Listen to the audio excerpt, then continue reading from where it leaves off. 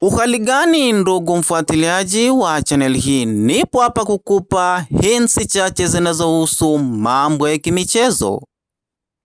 Kombe la dunia na sasa limefikia hatua ya nusu fainali, na nusu fainali ya kwanza imetamatika hivi punde, na tukishuhudia Ufaransa ikiondolewa katika mashindano hayo baada ya kugaragazwa magoli 2-0 na Spain.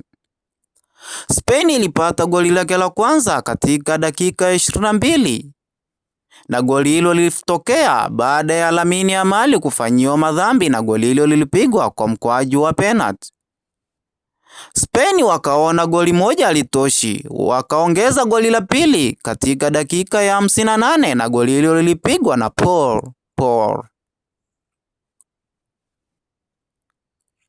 Ngoja tuone na mechi kesho itakuwaje. Je, ulikuwa unajua Ufaransa anaweza kaondolewa katika mashindano haya kwa nusu fainali? Mimi najua wengi wao walikuwa Ufaransa, lakini ndo hivyo sasa.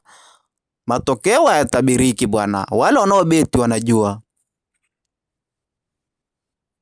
Na najua watu wengi wamechana mikeka hapo. Mechi kesho ni England atavaa Argentina, na mechi hiyo itapigwa mishale ya saa 4 kamili kwa huku Afrika Mashariki. Je, wewe unajua England atatoboa kwa Argentina au Argentina atatoboa kwa England? Unaweza ukaniambia hapo chini kwenye comments. Na lineup ndo kama hivyo.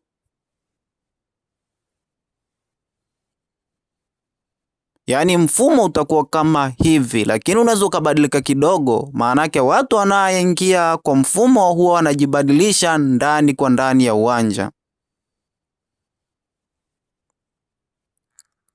Mechi ya England na Argentina itapigwa katika dimba la Atlanta Stadium lililopo huko Marekani.